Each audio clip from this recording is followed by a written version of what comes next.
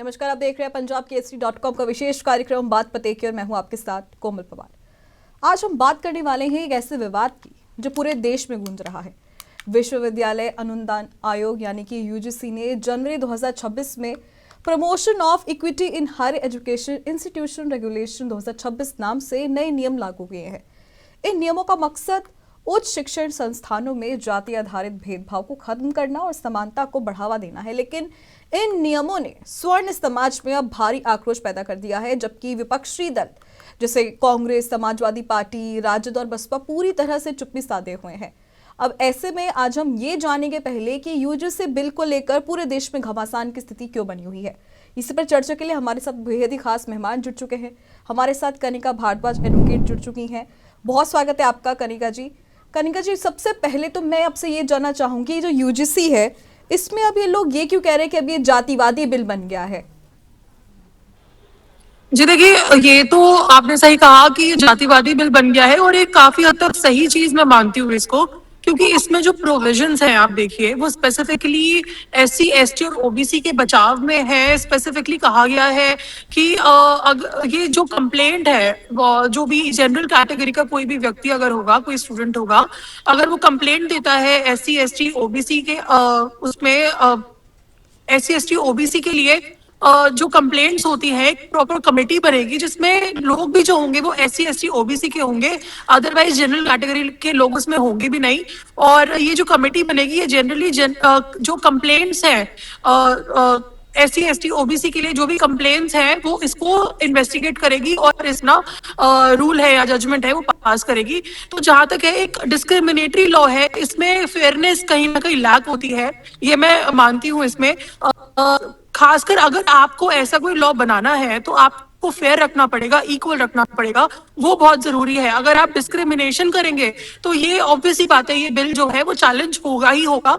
और अभी ऑलरेडी ये जो बिल है ये चैलेंज हो चुका है, पीआईएल आ चुकी है सुप्रीम कोर्ट में और अब सुप्रीम कोर्ट फैसला लेगा कि ये जो पर्टिकुलर बिल है इसमें कुछ सेक्शंस हैं जो फेयर है या नहीं है, और सुप्रीम कोर्ट अपना डिसीजन देगा। बिल्कुल। तो वैसे भी अब इसके पीछे हम राजनीति क्या समझे, क्योंकि पहले से ही एससी एसटी ओबीसी के लिए आरक्षण है वो दे दिया गया है, लेकिन अब क्या इसके पीछे कोई राजनीति भी छुपी है? जी देखिए, राजनीति हो सकती है, हो सकता है। देखिए, मैं एक एडवोकेट हूँ तो मैं जिस तरह से मैं इसको देखती हूँ मैं वही आपको बता पाऊंगी। ऑब्वियस ही बात है, इसमें पॉलिटिकल एजेंडा हो सकता है कि जितनी भी माइनॉरिटीज है उनके वोट लेने के लिए ये किया गया हो, और जो अदर जो ऑपोजिशन है वो भी बहुत बुरी तरह से इसका जो है अपोज कर रही है इस लॉ को, वो भी एक पॉलिटिकल एजेंडा हो सकता है। 100% पॉलिटिकल चीज आएगी, लेकिन पॉलिटिकल एजेंडा से पहले मेरे को लगता है कि लॉ है, और जो हमारा इंडिया का लॉ है वो नेचुरल इक्विटी पे चलता है, नेचुरल प्रिंसिपल पे चलता है। अगर किसी भी सिटीजन का नेचुरल प्रिंसिपल जो है या जो फंडामेंटल राइट्स हैं वो कहीं ना कहीं अगर वॉयलेट होते हैं तो ये एक बहुत बड़ी प्रॉब्लम है। तो पॉलिटिकल एजेंडा मुझे लगता है एक सेकेंडरी रहना चाहिए इस तरह के लेकिन लॉ शुड बी सुप्रीम। बिल्कुल। तो कनिका जी, क्या इसमें एससी एसटी ओबीसी के लिए तो इन्होंने गाइडलाइन निकाल दी, लेकिन ऐसे में क्या जनरल कैटेगरी वाले अगर उनके साथ कोई बदसलूकी करता है, जरूरी नहीं है कि कोई एक वर्ग ही किसी का शोषण करता है, हो सकता है एससी एसटी ओबीसी में से कोई व्यक्ति हो जो किसी जनरल कैटेगरी वाले को परेशान कर रहा हो, तो क्या उसके लिए कोई लॉ नहीं है? उसके लिए सच्ची में ही लॉ नहीं है। अगर ऐसा कुछ होता है, देखिए तभी तो इस पर्टिकुलर एक्ट को हमने डिस्क्रिमिनेटरी बोला है, तभी तो ये एक अनफेयर एक्ट मैं समझती हूँ। क्योंकि अगर एससी एसटी ओबीसी की कोई कंप्लेंट है तो उस पे तो इमीडिएट एक्शन भी होगा, उस पे तो इमीडिएट एफआईआर भी होगी। लेकिन यही अगर जनरल कैटेगरी के साथ कुछ इस तरह की असॉल्ट हुआ या हैरेसमेंट हुई तो कोई भी लॉ नहीं है। और क्योंकि मैं ग्राउंड लेवल पे काम करती हूँ, मैं बता सकती हूँ कि जनरल कैटेगरी के लोगों को पुलिस स्टेशन में कंप्लेंट अगर करनी है एससी एसटी ओबीसी के अगेंस्ट तो वो भी बहुत मुश्किल होता है कि एफआईआर। हालांकि बीएनएस में प्रोविजंस तो है, लेकिन वो सभी के लिए कॉमन प्रोविजंस है, जैसे हैरेसमेंट का है, क्रिमिनल कॉन्स्पिरेसी का है, क्रिमिनल इंटिमेशन का है, ये सारे प्रोविजंस तो है। लेकिन एक जनरल कैटेगरी के इंसान को बहुत मुश्किल होती है किसी एससी और ओबीसी के अगेंस्ट में एफआईआर कराने में भी, क्योंकि पुलिस आते हैं। तो देखिए, ये जो ग्राउंड लेवल पे चीज है 100% डिस्क्रिमिनेटरी है। हालांकि अभी गवर्नमेंट का इस पे, सेंट्रल गवर्नमेंट का इस पे टेक आया है कि वो एश्योर करेंगे कि किसी भी तरह का भेदभाव डिस्क्रिमिनेशन ना ना हो। हो और फेयरनेस ना हो, फेयरनेस बनी रहे। लेकिन क्या बात ये, वो अभी तक किसी को नहीं पता। बिल्कुल। कनिका जी, शुक्रिया हमारे साथ जुड़ने के लिए। तो यहाँ पर हमने देखा कि हो सकता है इसके पीछे राजनीति भी छुपी हो सकती है, और सवाल तो जायज़ ही है कि अगर जनरल कैटेगरी वाले के साथ कुछ ऊंच नीच होती है तो उसकी जवाबदेही किसकी होगी। लेकिन सबसे पहले हम आपको और विस्तार से यूजीसी के नए नियमों के बारे में बता देते हैं। ये नियम 2012 के पुराने नियमों की जगह ले रहे हैं, और अब ये और भी ज़्यादा सख्त हो रहे हैं, क्योंकि इनमें जाति आधारित भेदभाव स्पष्ट है कि अगर अनुसूचित जाति, अनुसूचित जनजाति और अन्य पिछड़ा वर्ग के खिलाफ भी अगर किसी के साथ कोई बदसलूकी करता है तो उसके ऊपर एक्शन लिया जाएगा। और हर विश्वविद्यालय और कॉलेज में इक्विटी कमेटी गठित करने का जो प्रावधान है वो इसमें किया गया है, जिसमें मुख्य रूप से आरक्षित वर्गों के प्रतिनिधि ही होंगे, और साथ ही इक्वल अपॉर्चुनिटी सेंटर को इक्विटी स्क्वाड बनाने तक को कहा गया है, ताकि भेदभाव की शिकायतों का समयबद्ध तरीके से निपटारा हो। और शिकायतों में बढ़ोतरी को देखते हुए ही अब ये नियम लाए गए हैं। आंकड़ों की बात करें तो पिछले 5 सालों में ऐसी शिकायतें 120% तक बढ़ चुकी है। लेकिन समस्या ये है कि इन कमेटियों में सामान्य वर्ग यानी कि जनरल कैटेगरी यानी अगाड़ी जातियों के लिए कोई प्रतिनिधित्व या झूठी शिकायतों पर सजा का प्रावधान फिलहाल नहीं माना जा रहा है। इसके अलावा अब जो एक स्वर्ण समुदाय का जो मुद्दा है वो भी चारों तरफ से सरकार को घेरने पे तुला हुआ है। पोस्टर्स लगा दिए गए हैं काफी जगह पर यूजीसी को लेकर। आप स्क्रीन पर देख रहे होंगे किस तरह से जो प्रोटेस्ट है, हैशटैग यूजीसी बिल वापस लो, रोल बैक के जो तमाम नारे हैं वो इस वक्त लग रहे हैं। और स्वर्ण समुदाय का आरोप है कि ये नियम उनके खिलाफ भेदभाव को बढ़ावा देंगे और उन्हें हाशिए पर धकेल देंगे। और अब विरोध इसका इतना बढ़ गया है कि यूपी समेत दिल्ली में भी इसका जो विरोध है, अब सड़कों पर उतर आए हैं लोग इसके लिए। और अब दिल्ली में यूजीसी मुख्यालय के बाहर भी प्रदर्शन हो रहे हैं। सोशल मीडिया पर जैसा हमने आपको बताया अभी कि हैशटैग रोल बैक यूजीसी जैसे अभियान चल रहे हैं। यूपी, राजस्थान और जैसे तमाम राज्य हैं वहां पर ब्राह्मण महासभा, करणी सेना जैसी संस्थाएं हैं वो विरोध कर रही हैं। और कुछ जगहों पर तो प्रधानमंत्री नरेंद्र मोदी और शाह की तस्वीरें लगाकर नारे लगाए जा रहे हैं और लोग इसे काला कानून भी बता रहे हैं। और सुप्रीम कोर्ट तक अब ये मामला पहुंच गया है। और अब जो लगातार विपक्ष है वो भी इसको लेकर धीरे धीरे प्रतिक्रिया दे रहे हैं, लेकिन उनको भी पता है कि अगर विपक्ष इस पे ज्यादा बोला तो उसके वोट बैंक को भी खतरा है, क्योंकि इस देश में विपक्ष एक ऐसा स्ट्रॉन्ग पिलर माना जाता है सरकार के प्रति कि किसी भी तरह की जवाबदेही वो तय करेगा। लेकिन यहाँ पर आप देखिए विपक्ष भी कहीं ना कहीं चुप्पी साधे हुए बैठे हैं। क्यों? इसके पीछे भी उनकी एक सियासी मंशा है। देखिए, कांग्रेस, समाजवादी पार्टी और आरजेडी, बसपा, ये सभी दलों अगर हम देखें बहुत बड़े जो बड़े दल हैं ये, और कहीं ना कहीं जो सरकार की जवाबदेही होती है वो जनता के प्रति इनकी भी होती है, तो ये भी कहीं ना कहीं जवाबदेही देते हैं और आम इंसान की जो समस्याएं होती है वो विपक्ष ठीक से उठाता है। लेकिन ये जो सारे दल हैं, ये सभी दल जो सामाजिक न्याय की बातें करते हैं इस मुद्दे पर पूरी तरह से खामोश हैं। बहुत ही चंद बयान हमें सुनने में आ रहे हैं, क्योंकि अभी भी कोई भी बड़े नेता का कोई बयान नहीं आया है। हमने देखा कि विपक्ष ना इस वक्त कोई बयान दे रहा है, ना विरोध कर रहा है, ना इस चीज को समर्थन कर रहा है इस चीज का। कांग्रेस से सिर्फ एक पूर्व सांसद जितेंद्र सिंह ने कहा है कि यह नियम छात्रों का और जो छात्र हैं उनको बांटने का प्रयास लगता है और किसी भी सभ्य समाज में जाति, धर्म या बैकग्राउंड के आधार पर भेदभाव स्वीकार्य नहीं है। लेकिन राहुल गांधी, मल्लिकार्जुन खड़गे या कोई बड़ा नेता इस पर चुप है, और पार्टी के जो अंदरूनी सूत्र हैं वो ये कह रहे हैं कि ये चुप्पी सोची समझी रणनीति भी हो सकती है, क्योंकि ये नियम दलित ओबीसी के हित में है जिन्हें विपक्ष अपना कोर वोट बैंक मानता है। और अगर उन्होंने इसका विरोध किया, अगर वो इन सब का विरोध करेंगे तो पीडीए यानी कि पिछड़ा, दलित और अल्पसंख्यक जो इनका समीकरण है वो बिगड़ सकता है। समाजवादी पार्टी भी साइलेंट मोड पर है। अखिलेश यादव या कोई भी प्रवक्ता कुछ भी नहीं इस पर बोल रहा है। पार्टी के अंदर निर्देश है कि इस पर फिलहाल कोई राय ना दी जाए, और कारण यहाँ पे सीधा साफ है कि विरोध करने से स्वर्ण नाराज हो सकते हैं जो पहले से ही बीजेपी के साथ में है, लेकिन समर्थन करने से ओबीसी दलित वोटर दूर हो सकते हैं। इसलिए बेहतर है चुप रहना और बीजेपी को खुद इस मुद्दे से जूझने देना। तो विपक्ष जो चुप है वो भी हम आपको बता दिए कि क्यों चुप है, क्योंकि कहीं ना कहीं उसका जो वोट बैंक है वो खिसक सकता है। ऐसे में अब बीजेपी चारों तरफ से घिरती हुई नजर आ रही है। आरजेडी और बसपा का भी यही हाल है। तेजस्वी यादव या ममता किसी ने भी एक शब्द नहीं कहा है।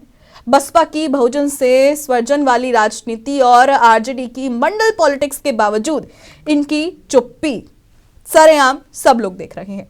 यहां पर एक्सपर्ट्स का कहना है कि यह सियासी मजबूरी है और विपक्ष जानता है इस चीज को कि विपक्ष अब इस मजबूरी का भी लगातार फायदा उठाएगा, क्योंकि विपक्ष जानता है कि विरोध मुख्य रूप से स्वर्णों का है, जो बीजेपी का मजबूत वोट बैंक है।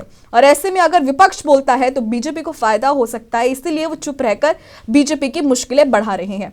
और बीजेपी के अंदर भी बेचैनी है, क्योंकि यूपी में स्वर्ण विधायक इनसे नाराज हो गए हैं और कुछ बीजेपी नेता यूजीसी को पत्र लिख रहे हैं, लेकिन सरकार का कोई स्पष्ट जवाब नहीं आया है। और अभी हाल ही में अभी सरकार ने ये एक मैसेज जारी किया है कि किसी के साथ भी कोई भी जो भेदभाव है वो नहीं किया जाएगा, और इस पर जो मीटिंग्स है अभी भी लगातार जारी है। वहीं एक मंत्री ने कहा है कि जनरल कैटेगरी को 10% ईडब्ल्यूएस आरक्षण दिया था, तब किसी ने विरोध नहीं किया, लेकिन विवाद अब बढ़ता जा रहा है, क्योंकि खासकर 2027 के यूपी चुनावों को देखते हुए।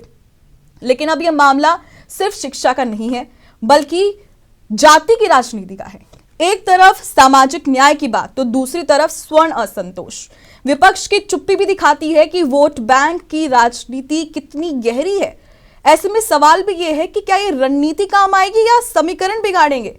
फिलहाल ये समय बताएगा, लेकिन ये विवाद देश की राजनीति में एक नई बहस छेड़ देता है। समानता के नाम पर क्या ये नया भेदभाव है जो सरकार तय करने वाली है। ऐसे में इस वक्त जो धरने दिए जा रहे हैं, जो लोगों की प्रतिक्रियाएं आ रही हैं, पहले आप उसे सुनिए। स्वर्ण जिंदाबाद। ये जो सरकार 2026 में यूजीसी कानून लागू किया, काला कानून लागू किया गया है, इसके विरोध में यहाँ पे हम लोग उपस्थित है। मैं सरकार से ही कहना चाहता हूँ, अमित शाह, नरेंद्र मोदी जी से कहना चाहता हूँ कि इस काला कानून को वापस लें, अन्यथा गद्दी छोड़े या अन्यथा गद्दी छोड़े, खुलकर विरोध किया जाएगा। यूजीसी से हाँ। ये प्रधानमंत्री का क्षेत्र है, फिर भी आप लोग मुर्दाबाद एकदम करेंगे। हमारे परिवार के साथ, स्वर्ण समाज के साथ, क्या प्रधानमंत्री स्वर्ण समाज के साथ, हम लोग के परिवार के साथ अत्याचार होगा, हम लोग सहेंगे? कैसे सह लेंगे भाई? ये कहाँ की बात है? संशोधन चाहते हैं, पूरा बिल खत्म करना चाहते हैं। खत्म हो जाए। संशोधन क्या होता है? हमको मुआवजा चाहिए क्या? हमको मतलब संशोधन करके मुआवजा चाहिए? खत्म कर दिया जाए, खत्म हो जाए। ये काला कानून वापस हो। हम लोग खुलकर विरोध करेंगे, यही फांसी लगाएंगे।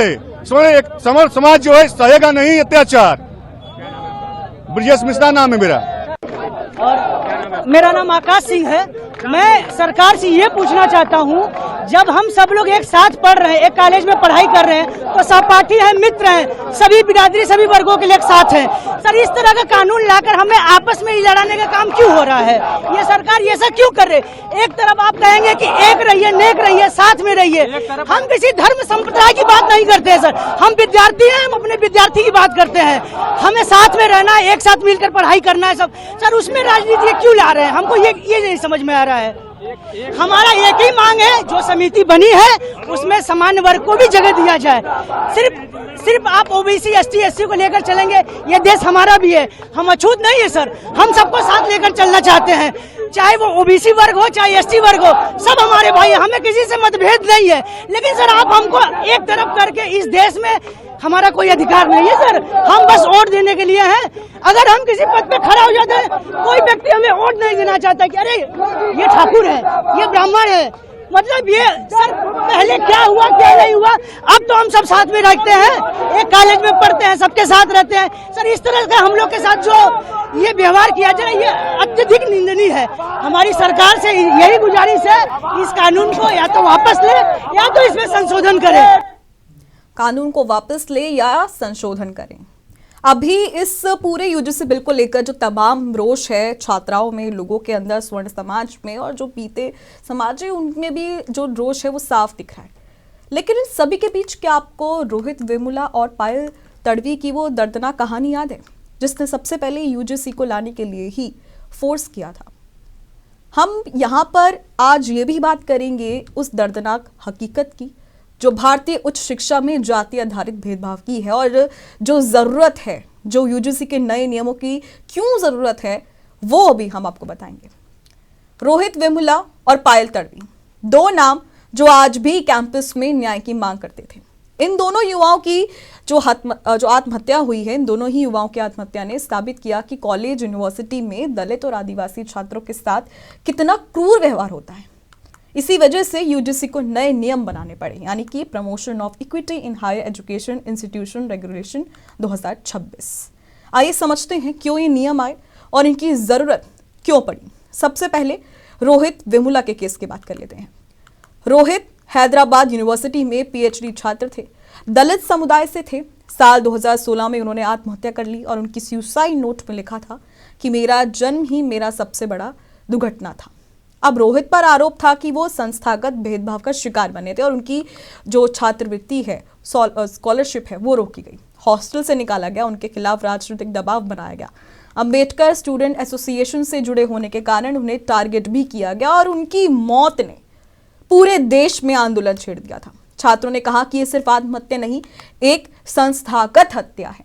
रोहित की मां है, उन्होंने राधिका, जिनका नाम है राधिका वेमुला, ने भी सुप्रीम कोर्ट में याचिका दायर की कि कैंपस में जाति भेदभाव रोकने के लिए मजबूत व्यवस्था हो और शायद यूजीसी भी ऐसे ही नियमों के लिए होना चाहिए अगर किसी के साथ भी भेदभाव होता है उसकी जाति या धर्म को लेकर।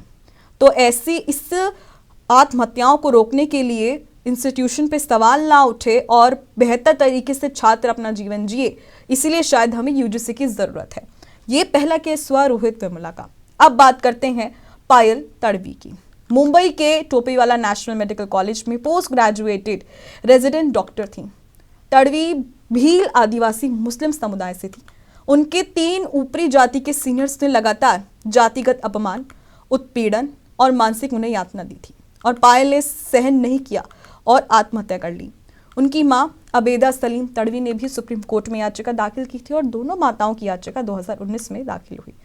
सुप्रीम कोर्ट ने यूजीसी को निर्देश दिया कि साल 2012 के पुराने नियमों को मजबूत बनाएं क्योंकि वो नाकाफी साबित हुए थे और बच्चों की जान चली गई। कोर्ट ने 2025 में यूजीसी को 8 हफ्तों में नए नियम बनाने को कहा और इसी से जनवरी 2026 में ये नए नियम आ गए हैं। अब यहाँ पर ये नियम क्यों जरूरी थे वो भी आपको बता दें, क्योंकि पिछले सालों में जो जाति आधारित शिकायतें हैं वो 118% बढ़ी हैं। पीछे डाटों की बात करें, दर साल 2019 से 20 में 173 घटनाएं, 2023 से 24 में 375 हो गई कुल। यानी कि अगर देखें इसमें सबसे ज़्यादा जो भेदभाव के केसेस हैं, जो स्टूडेंट्स जो फील कर पाते हैं वो आत्महत्या अपना लेते हैं क्योंकि उनके साथ इस तरह का जो भेदभाव है वो किया जाता है। कुल 1160 से ज़्यादा ऐसे केसेस हैं इतने बीते सालों में कि जातिगत आधारित भेदभाव के चलते उन्होंने अपनी जान दे दी है। IIT, IIM जैसे टॉप संस्थानों में भी दलित आदिवासी छात्र आत्महत्या कर रहे हैं और पुराने नियमों में शिकायतों का निपटारा नहीं होता था। नए नियमों में हर संस्थान में equity committee, equal opportunity centre, 24/7 helpline और समयबद्ध जांच का प्रावधान है और मुख्य फोकस यहाँ पर SC, ST, OBC छात्रों पर है क्योंकि भेदभाव ज्यादातर इन्हीं के खिलाफ होता था। अब यहाँ पर यह भी जानना होगा हमें कि रोहित और पायल की मौतें सिर्फ व्यक्तिगत नहीं थी बल्कि सिस्टम की नाकामी थी और इनके बिना शायद यूजीसी कभी इतने सख्त नियम नहीं लाता। ये नियम समानता लाने की कोशिश है ताकि कोई भी छात्र अपनी जाति की वजह से सपनों को ना खो दे। लेकिन ये विवाद भी है, कुछ कहते हैं कि ये जनरल कैटेगरी के खिलाफ है क्योंकि अगर किसी SC, ST, OBC वर्ग वाले बच्चे ने अगर जनरल वाली के साथ कोई बदसलूकी किया, भेदभाव किया तो वो कहाँ जाएंगे। ऐसे में अब जनरल कैटेगरी वाले लगातार सड़कों पर उतरे हुए हैं, प्रशासन से यूजीसी को वापस लेने की मांग कर रहे हैं। लेकिन सवाल तो यही है ना कि क्या न्याय की मांग को रोकना चाहिए? बिल्कुल नहीं, क्योंकि रोहित और पायल हमें याद दिलाते हैं कि शिक्षा में जाति का जहर अभी भी बाकी है।